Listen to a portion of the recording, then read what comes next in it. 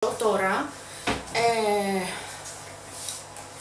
Χερμές, να βάλω ή να βάλω μια Gucci.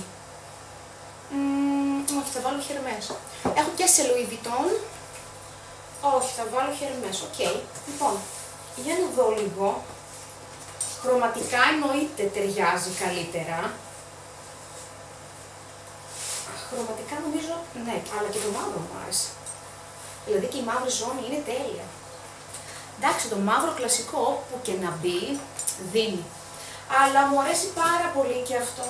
Νομίζω το λευκό είναι ακόμα πιο ωραίο. Αχ, δεν μπορώ να κάνω και σφιχτή μέση τώρα, επειδή δεν έχω τρυπούλα τώρα εδώ και κάπως μου φεύγει.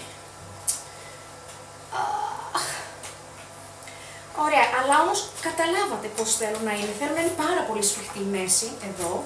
Πάρα πολύ σφιχτή. Αυτό γιατί μου φεύγει. Ωραία. Μου αρέσει πάρα πολύ. Θεωρώ ότι είναι τέλειο. Ναι. Κατάλαβες. Θεϊκό.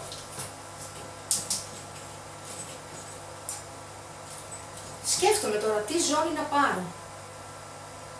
Όχι, μου αρέσει αυτή. Μου αρέσει πάρα πολύ αυτή, ναι. Εσένα ποια σου άρεσε, η μαύρη ή η λευκή?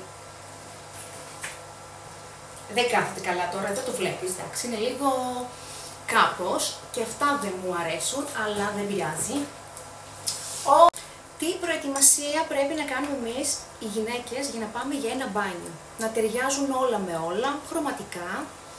Τι να πω, λοιπόν, αυτό θα βάλω και πάμε να διαλέξουμε γυαλάκια, λευκά, εδώ, μου αρέσουν και αυτά τέλεια, αλλά πάμε και σε μαύρα, μιου, όπως είναι και η τσάντα μου. Προτιμώ τα λευκά, νομίζω. Είναι μικρή η λεπτομέρεια γυαλί τσάντα που θα δει ο άλλος, οπότε δεν με ενδιαφέρει.